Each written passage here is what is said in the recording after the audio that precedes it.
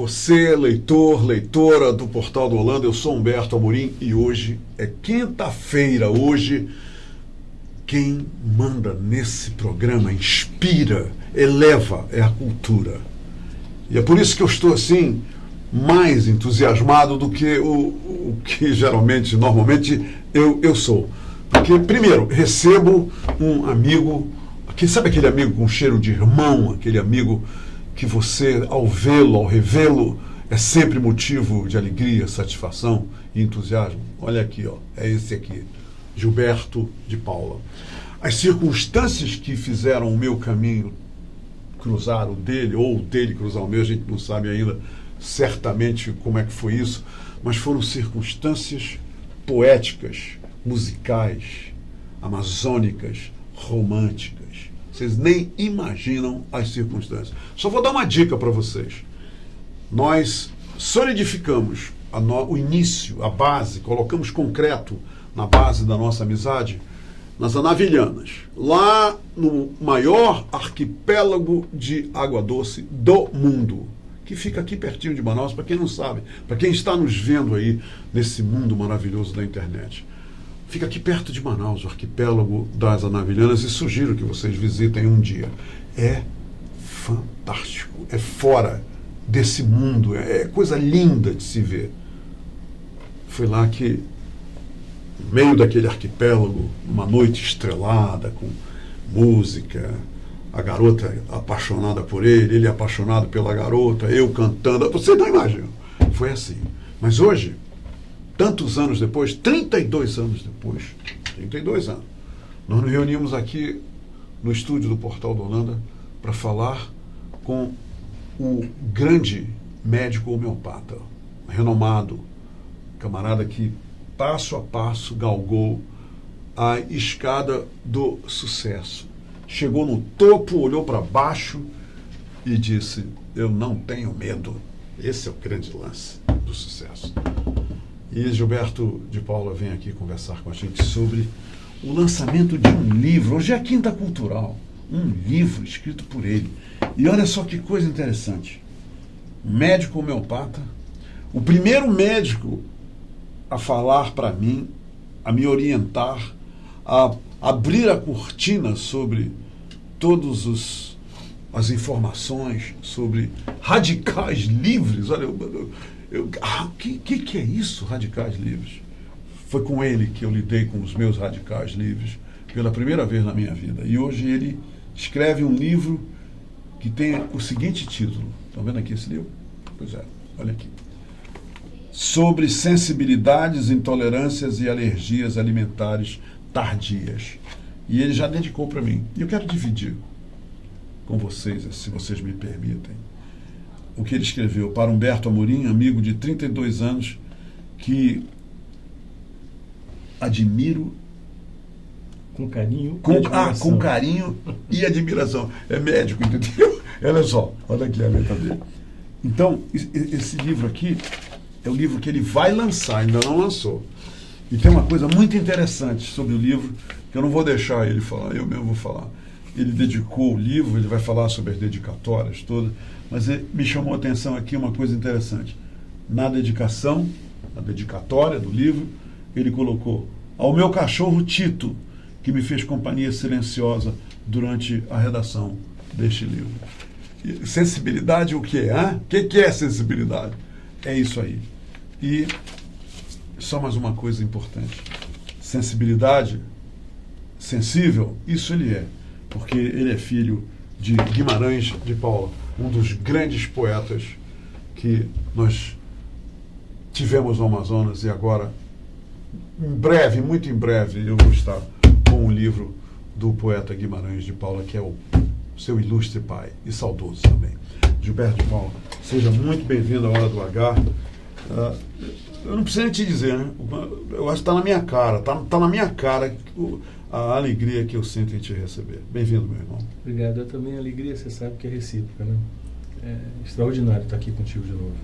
Aliás, é a segunda vez que eu estou aqui. É a segunda vez. E a primeira vez que eu vi... Foi ano passado, né? Ano passado você estava iniciando esse projeto, né? Verdade. E a gente veio para cá e eu falei assim, nossa, esse é um negócio extraordinário.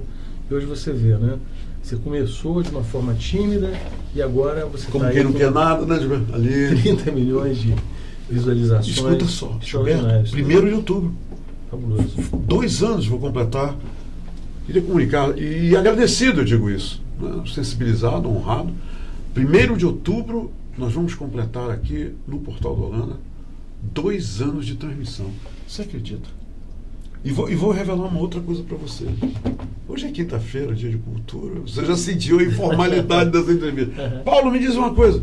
O doutor Gilberto... Ei, gente, nada disso é combinado. Peguei um gancho dele agora. O doutor Gilberto é o entrevistado... Que número agora em 2019? 157. 157. Você completa a minha lista de 150 convidados só no ano de 2019. Não estou falando de 2018, né, que eu estou computando apenas os convidados que me honram neste estúdio em 2019. Isso é muito legal. Isso é muito gratificante, sabia? Isso é demais. Eu disse às pessoas que você foi a primeira pessoa a falar sobre os meus radicais livros.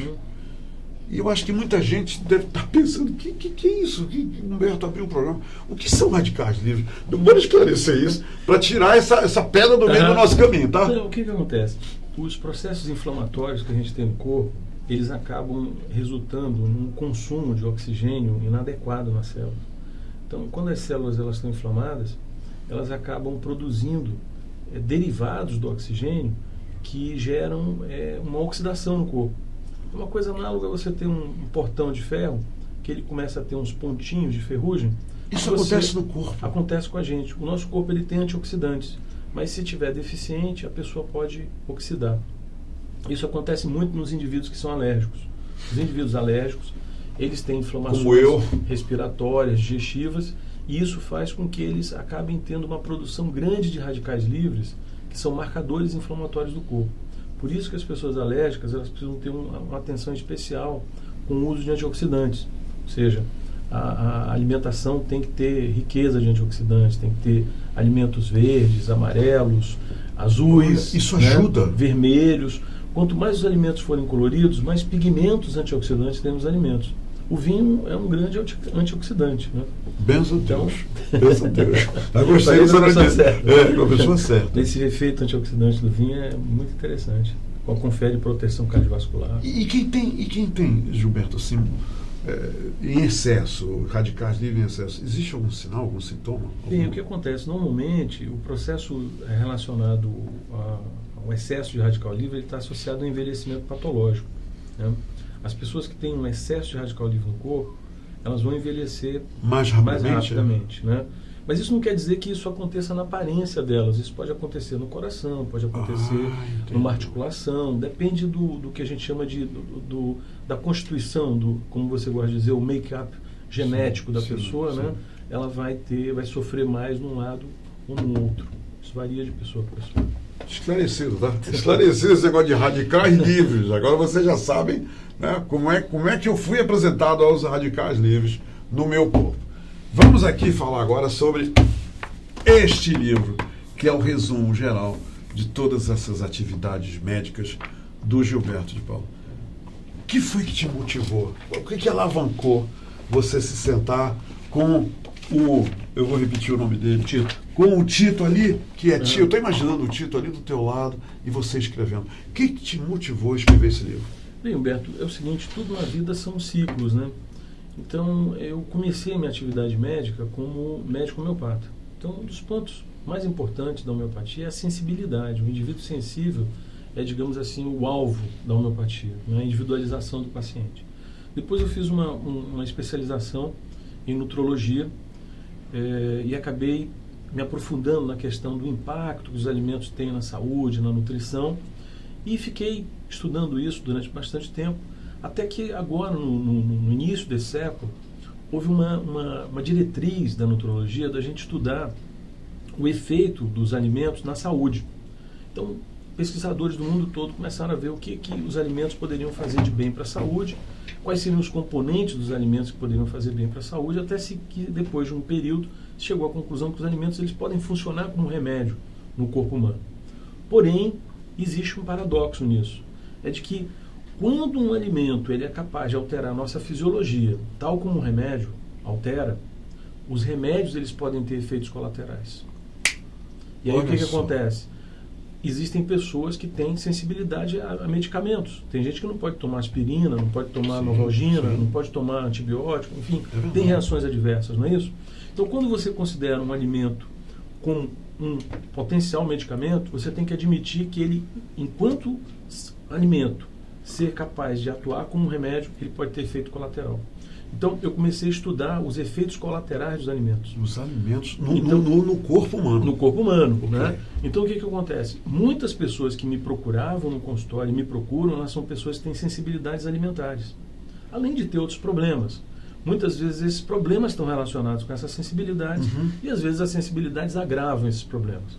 Então, ao longo de mais de 20 anos, eu fiquei estudando essa questão das sensibilidades e eu achei que seria um momento oportuno de escrever esse livro para falar sobre as sensibilidades alimentares, intolerâncias e alergias tardias, que é o escopo desse livro. Primeiro, eu fiz um seminário em São Paulo, e esse seminário a gente precisava, como nós não somos... Seminário São Paulo, sobre o conteúdo do livro? Sobre esse conteúdo do livro, né? Sobre sensibilidades. A gente organizou sempre fui convidado por colegas em São Paulo para fazer um seminário sobre sensibilidades alimentares. E aí, como que eu iria divulgar um evento em São Paulo? Como é que eu conseguiria colocar pessoas para assistir esse evento? Então eu resolvi escrever um livro, um e-book, e com a ajuda do meu filho, que foi o meu organizador de evento, ele pegou esse e-book e colocou na internet, e esse e-book explodiu. Muitas pessoas ficaram interessadas nesse e-book, era grátis. E aí, muitas das pessoas que leram o e-book se interessaram em fazer o evento. Nós tivemos uma casa cheia nesse evento. Quando terminou o evento... O evento relativo ao e-book, ao sucesso do e-book. Exato. Okay. Quando terminou o evento, muitos colegas de São Paulo, de outros estados, falaram, por que você não escreve um livro? Pega aquele teu e-book e usa como base e tal. E eu, ok. Bacana. Peguei e mandei para uma editora, que é a Editora Pris, e a Editora Pris passou por um conselho editorial de pessoas vinculadas a 5 universidades. Eles acharam que era um tema atual, interessante, não havia nenhum precedente histórico de alguém ter escrito sobre isso no Brasil, e recomendaram que eu escrevesse. Né? Claro que o livro foi escrito de uma maneira mais simples, né? Eles recomendaram que eu escrevesse... Mais direta. Mais direta, mais objetiva, né? Uma coisa que hoje não se faz mais livros calhamaços assim. Como os sertões. Não, os sertões não dá. Então tem que a nova forma de se escrever, né? Claro. Tem que ter um direcionamento, uma coisa mais objetiva e didática. Então eu segui essas diretrizes, mandei para a editora concluiu. E aí a gente está agora, nesse mês, no dia 27 desse mês, nós estaremos no Congresso Brasileiro de Nutrologia, fazendo o lançamento do livro para... Onde vai ser esse congresso? Vai ser no Maxud Plaza. Lá em São Paulo. Em São Paulo, Maxud Plaza, no Congresso de Nutrologia. E o livro vai estar lá, a gente vai dar uma conferência sobre esse tema, né? A presidência da Nutrologia me convidou para fazer essa conferência lá, e a gente vai lançar um livro lá em São Paulo com os colegas de São Paulo. Gilberto, do Brasil inteiro, na verdade. Gilberto, você falou aí essa questão dos efeitos colaterais relacionados ao consumo de alimentos, né? A gente ouve falar muito sobre, hoje em dia, muito mais do que antes, o problema que certas pessoas têm com leite, né? E o consumo do leite. É mais ou menos isso. As pessoas elas têm um impedimento natural no corpo que resistem, quer dizer, uma alergia resistem a certos alimentos. Você pode citar alguns exemplos? Bem, eu posso te dar assim, um exemplo. E, logicamente, isso está aqui, né? Está aí, com certeza. Está sendo tratado aqui. Está sendo tratado aí. Existem vários tipos de sensibilidades, né, Humberto? A questão da sensibilidade do leite, ela talvez seja uma das maiores que tem no mundo. Ela é bem comum, então? É muito comum. Uma das coisas que determina isso é o fato de, por exemplo, as mães não estarem adequadamente preparadas para a gravidez e para a amamentação. E as mães, na maternidade, ao terem a criança, elas às vezes têm dificuldade de produzir leite, de amamentar. E aí o que acontece? No hospital é dado o que a gente chama de mamadeira assassina, né? Aquela mamadeirinha que é dada no hospital antes da criança amamentar... Para o bebê passar porque fome do há um bebê, impedimento há um do pai da impedimento, mãe. a mãe não se preparou adequadamente, não foi orientada. E ela Há um preparo para isso, então, existe não é? um preparo. Para o aleitamento? Existe um preparo para o aleitamento. Claro que existe. As pediatras estão atualizadas, elas sabem como fazer Sim. isso daí. A ginecologista, obstetra, mas às vezes passa batido isso daí. E aí o que acontece? Quando se dá esse leite industrializado para a criança na maternidade, mesmo que seja uma vez só, já sensibiliza. Já se criou um complicador aí. Um complicador, porque o que acontece? Quando a criança está no útero da mãe, tá? O sistema imunológico dela muda para ela não, ela fica no estado de, ela baixa a imunidade e aumenta a alergia, para ela não rejeitar a mãe. E a mãe também sofre essa mudança imunológica, baixa imunidade. Isso no intrauterino. Dentro do útero, os dois mudam o comportamento imunológico, diminui a imunidade, aumenta a alergia. Então o que acontece? Para a mãe não rejeitar o filho não rejeitar a mãe, para não ter um aborto. Tá? O que acontece? Essa mudança do sistema imunológico, ela vai ser desfeita, esse aumento da alergia, a diminuição da imunidade, ela vai ser desfeita 8 meses depois. A criança já aqui fora. Já fora. Lá fora. Depois de nascido, 8 meses depois. É por isso, então, que os médicos recomendam que a mãe alimente por 2 anos?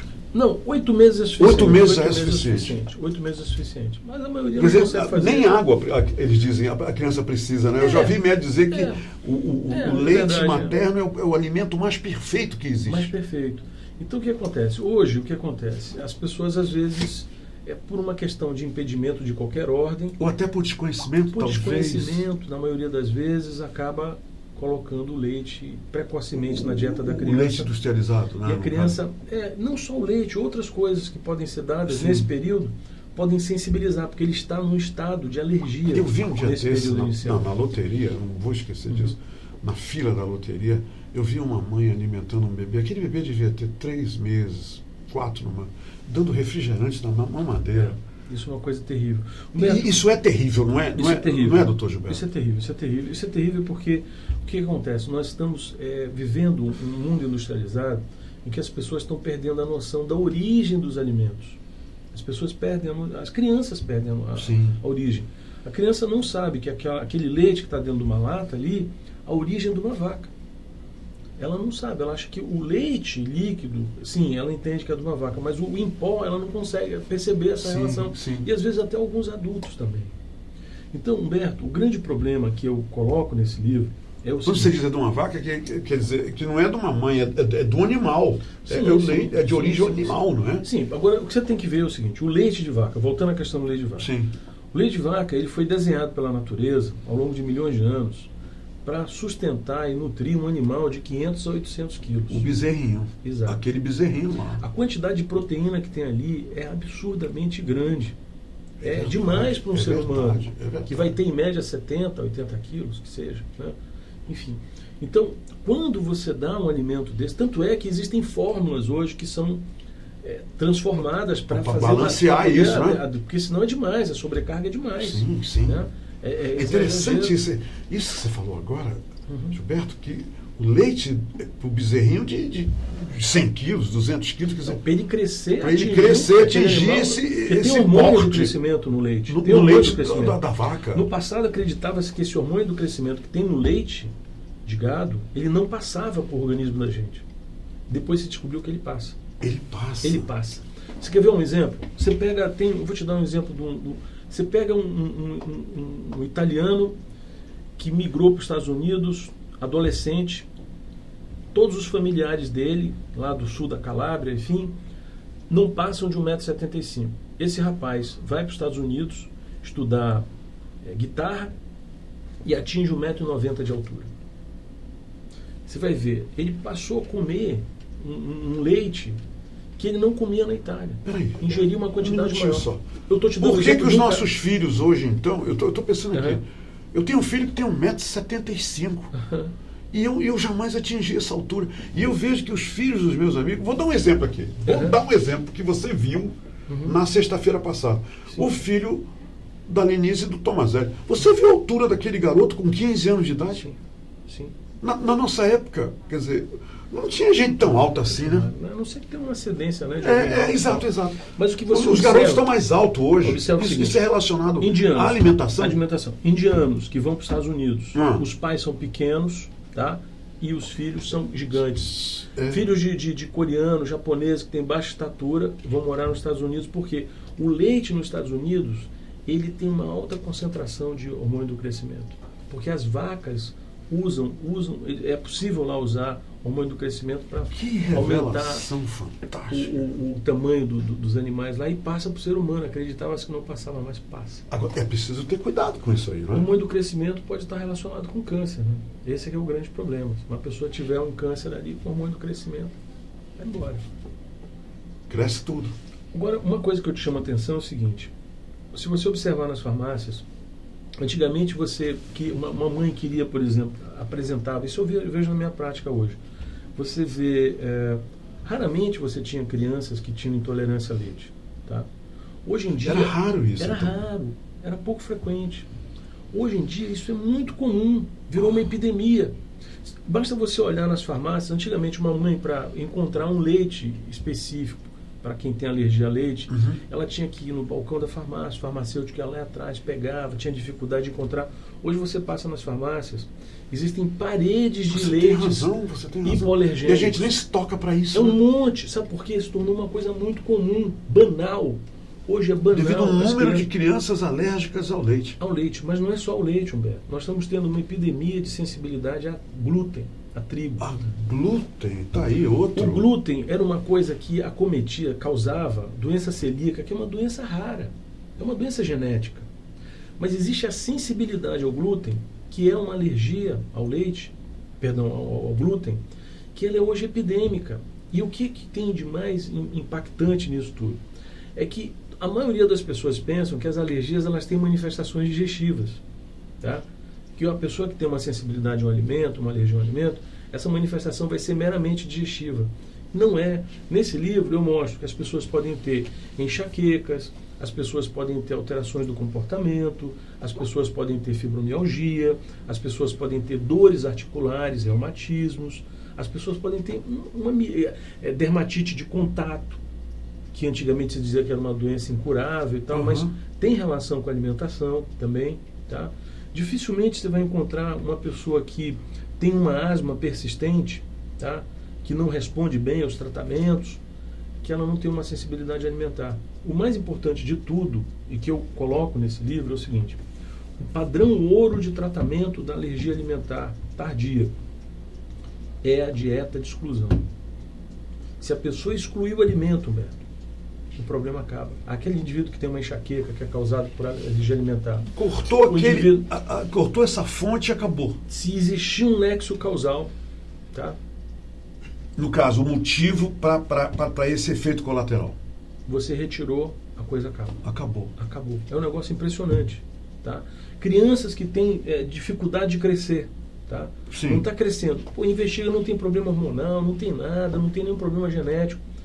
Você identifica que ela está tendo uma sensibilidade a um alimento, você tira o alimento e um mês depois a criança começa a crescer. Começa a crescer. Porque o que acontece? O processo inflamatório é tão grande que inibe o crescimento, estressa o organismo. Quer dizer que quando os pais da criança e do paciente, eles chegam lá com você e você pergunta o que ele come. É Sim, isso? Claro. É a primeira pergunta. Nós temos um E protocolo. é por aí que você começa o tratamento? É por isso o aí que ele está comendo? A gente Aí você vai analisar se está ali. Existem vários exames que podem ser feitos para confirmar essa relação de Entendo. Existem técnicas hoje imunológicas, técnicas de imagem que podem ser feitas para você tentar visualizar. Para você dizer isso aqui, não dê mais isso aqui para ele. Só para né? você ter ideia, por exemplo, distúrbio de sono em criança pequena. Uma criança que não dorme, uma criança pequena, está nos primeiros momentos da vida. Que faz serão. Faz serão, fica acordando, irritado, sabe? Uma coisa patológica que é fora do normal. Os pais têm que pensar que essa criança pode estar tendo uma sensibilidade ao leite. Entendeu? Ao leite materno. Não, ao leite materno. Às vezes o leite materno também, porque pode dar reação cruzada. O leite que a mãe come, ingere, a proteína sai pelo leite. Olha e pode dar uma reação. Passar para o bebê. Pode passar para o bebê. Pode passar. Na verdade, tudo que a mamãe ingere, ela transmite. Ela transmite. Tanto durante a gestação, quanto durante a amamentação passa, porque o leite é o sangue branco. O leite é o sangue branco. Leite é o sangue a mãe está branco. passando para a criança nutrientes do sangue dela para a criança. Exato. Entendeu? Está passando proteínas do sangue. Então é muito importante a alimentação da mulher grávida, é muito importante a alimentação da mulher que está lactando. Crianças que estão apresentando problemas alérgicos precocemente, logo na amamentação, a mãe e os pais têm que suspeitar imediatamente que está tendo algum alimento que a mãe está ingerindo está causando reação alérgica na criança. Os dois mais suspeitos de todos os alimentos hoje, que assim, grande parte das pessoas tem, é o leite de gado, os derivados de leite de gado e o glúten. É pão, biscoito, bolacha, essas então coisas você todas. recomenda, Gilberto, quando for comprar qualquer coisa, além de ler o prazo de validade, ler se está lá com glúten, sem glúten. Sem não é? dúvida. Tem que ver isso. Se tem proteína de leite de gado. O que eu recomendo, na verdade, Humberto, é as pessoas procurarem dar para os seus filhos alimentos de verdade. Naturais. Comida de verdade. Sim, comida de verdade. Legumes, verduras, Nós frutas, comíamos, carne. né? Comida Sim, de verdade. claro. Sempre foi, né? Sabe o que aconteceu uma coisa com a minha filha Cecília? Ela ia para a escola e levava umas frutas como merenda para a escola. Eu acabei sendo chamado na escola, quem acabou indo foi a mãe, e ela veio surpresa, a Isabela veio surpresa porque foi colocado para ela que a Cecília estava causando um tumulto na escola. Como assim? É porque a Cecília levava frutas para a escola e as outras crianças queriam comer as frutas. Porque as mães colocavam lá biscoito, bolacha, essa coisa toda, e as crianças viram a fruta e queriam fruta. Ou seja, o instinto natural da criança é de comer as frutas, porque as frutas são coloridas.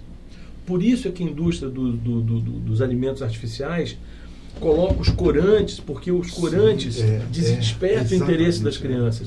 E é por isso que na Europa, a Europa agiu de uma forma muito interessante. Ao invés de proibir usar os corantes artificiais, que são nocivos à saúde e podem causar reações alérgicas e alterações de comportamento, eles fizeram o contrário. Sabe o que eles fizeram, Beto?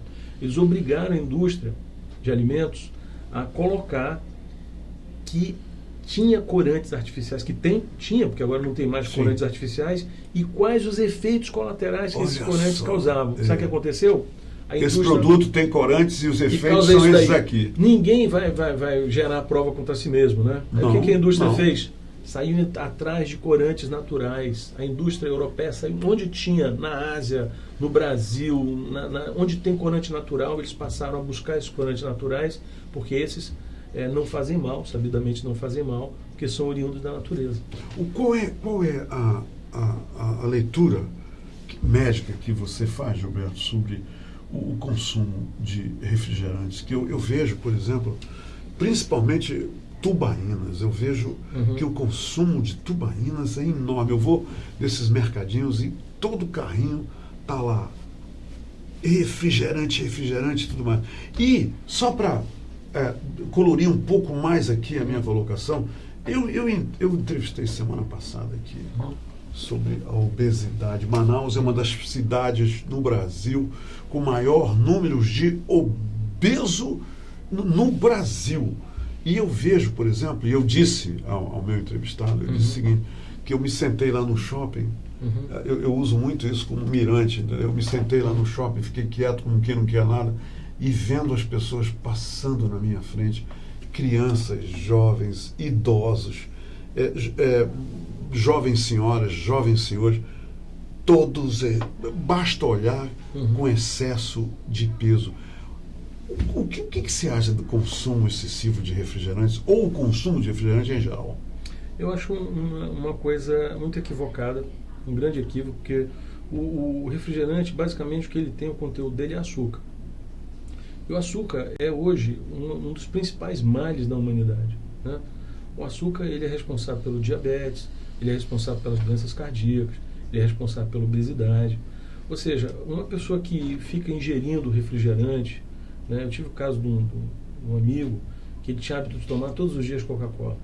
Todo santo dia. Todos os dias ele tomava, a mulher dele ficava preocupadíssima. Ele tomava 1 litro de Coca-Cola por dia. E ele acabou tendo que fazer o açúcar, Humberto, eu vou te falar assim, o açúcar hoje é mais perigoso do que a gordura. A gordura de porco, tá? Ela é muito mais saudável do que você comer açúcar. Usar refrigerante hoje é um negócio assim, é uma loucura. é um atentado contra a saúde das pessoas, entendeu? É um absurdo. Quer dizer, os pais que levam refrigerante para casa... Mas por que os pais levam? Isso é uma questão Sim, assim. por Veja quê? bem, vamos analisar. Você vai lá nos Estados Unidos e vê os caras vendendo 1 galão de Fanta laranja Sim. por $1. Sim. Tá? Pô, imagina, o cara é imigrante, está lá nos Estados Unidos, ele olha aquilo ali e ele diz assim, pô, isso é barato. Tá barato. Então ele pensa na economia que ele está fazendo financeira. Em relação ao volume, né? Em relação ao volume, ele, pô, tá super diluído, tá barato. Ele não vê que a indústria está com excedente disso daí, quer empurrar isso de qualquer forma. Sim. Coloca um preço lá para baixo, tá? As pessoas menos esclarecidas vão comprar e vão usar isso daí. E elas não estão sabendo que elas estão se envenenando com isso. Porque que o refrigerante é um veneno, acabou. É um veneno. É um veneno. É um veneno. Se você pegar... tem aquele filme, um documentário, Super Size Me, em que é a história de um rapaz que ele decide durante 3 meses comer simplesmente sanduíche, né? Esses sanduíches que são vendidos aí, eu não posso citar nomes, né? Não, claro, enfim.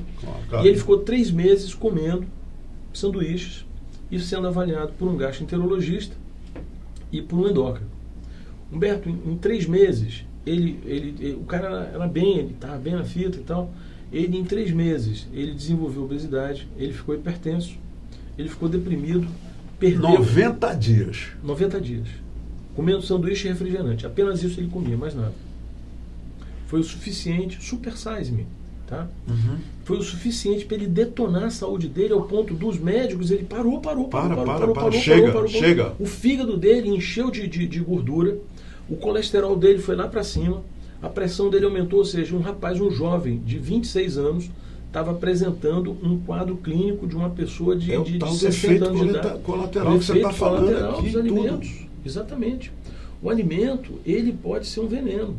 Assim como tem medicamentos que são usados para as pessoas e que podem matar uma pessoa, tem gente que toma uma aspirina e morre. Sim, tá? sim.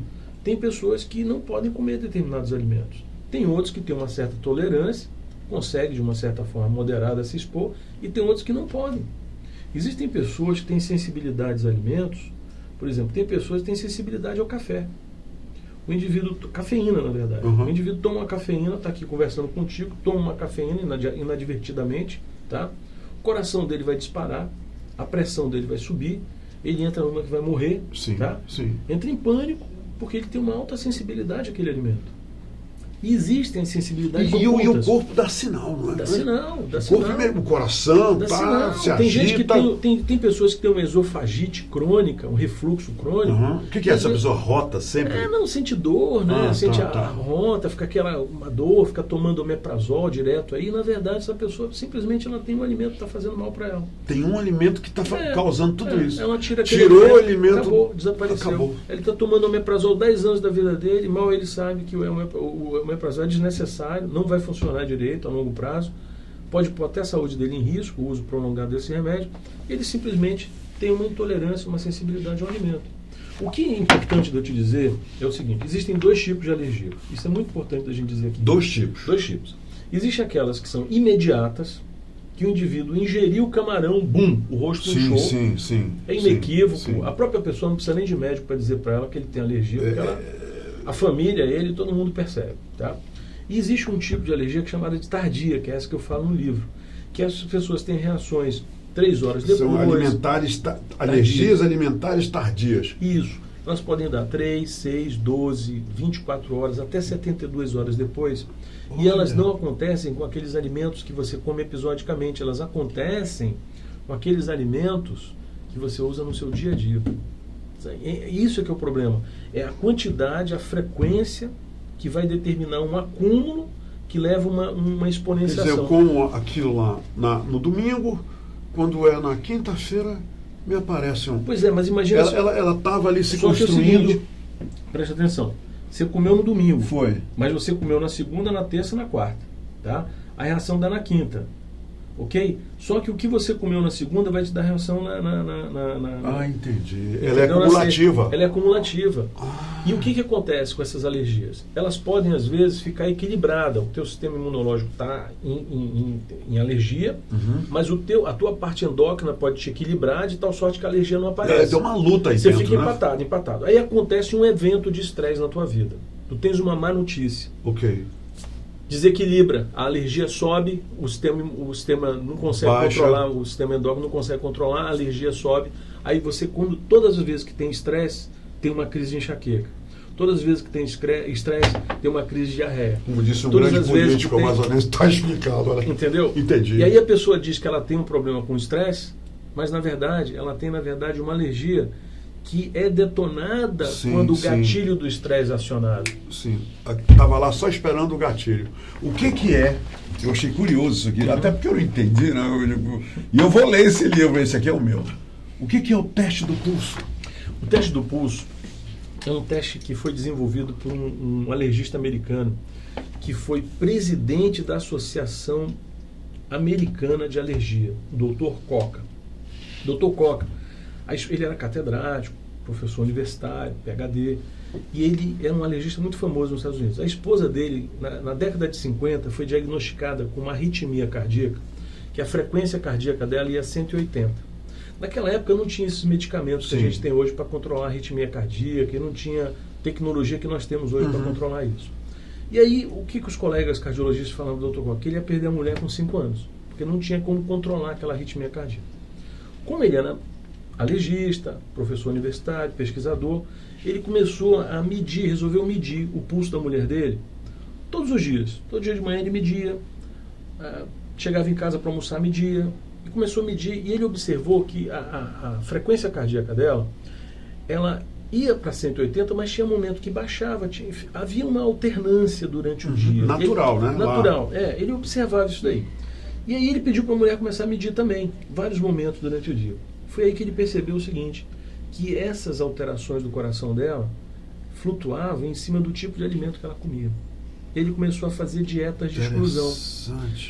Chegou ao ponto dele perceber que vários alimentos davam essa arritmia cardíaca nela, ele tirou esses alimentos e ele curou a mulher dele com isso. A partir daí, ele começou a fazer pesquisa na universidade e descobriu que algumas alergias tardias, elas podem ser identificadas através do teste do pulso, que tem um livro do Dr. Coca chamado de Pulse Test, tá? Em que ele explica isso daí, está na internet, isso daí está no YouTube, enfim. O que consiste esse teste? Você suspeita que um alimento te faz mal. Suponhamos que você acha que o glúten faz mal para você. Ok? Esse glúten, ele não pode te causar uma alergia anafilática, tá? Ou seja, não pode ser uma alergia imediata, claro, né? Uma coisa que você não sabe. O que você faz? Você tira esse alimento da sua dieta por 4 dias, tá? E no 5º dia, de manhã em jejum, tá? O ideal é que esteja alguém da família por você, perto, né? por perto e tal. Você pega em jejum e pega um pão, por exemplo, e come um pão, mas só ele, sem manteiga, sem café, sem nada. Você, antes de fazer isso, você mede o seu pulso, tá? É fácil medir o pulso, você mede ali 15 segundos, multiplica por 4, você vai saber qual é a sua frequência cardíaca. Hoje tem esses reloginhos, né, que as pessoas estão usando, que mede o pulso, enfim. Então você mede o seu pulso. Antes, suponhamos que o pulso da pessoa é 64 batimentos de manhã, antes de ingerir o alimento. Mediu o pulso. Mediu, ingere o alimento, 30 minutos depois mede o pulso. Se o batimento cardíaco ele for superior a 10 batimentos, ou seja, se de 64 ele saltar para 74 para cima, aquilo ali está fazendo mal para a pessoa. Tira esse pão do teu caminho. Exatamente. É uma coisa simples, tá? Uma coisa simples. Ainda hoje é utilizado por serviços de alergia de referência, alergia tardia, tá? Na Inglaterra, o pessoal usa. Ele é um teste que ele tem uma sensibilidade de 84%. É fácil de fazer, só não se recomenda fazer isso daí sem orientação médica. Claro. Porque e fazer sozinho, né? Fazer tem sozinho, que ter companhia ali. E assim, em gente que sabidamente tem uma alergia claro. anafilática, que não tem sentido fazer isso. Você já sabe que tem um problema, você não pode fazer. É quando você não sabe, né? E principalmente fazer isso em alimentos que são ingeridos todo dia. Sim, tá? claro. Aquele que esporadicamente aqueles você que não estão pode ali faz parte do... Você não pode pegar, por exemplo, um camarão que você nunca comeu e usar no seu verdade, que não se come camarão todo dia. Não tem sentido. Dr. Gilberto de Paula, meu amigo, grande profissional da medicina do estado do Amazonas.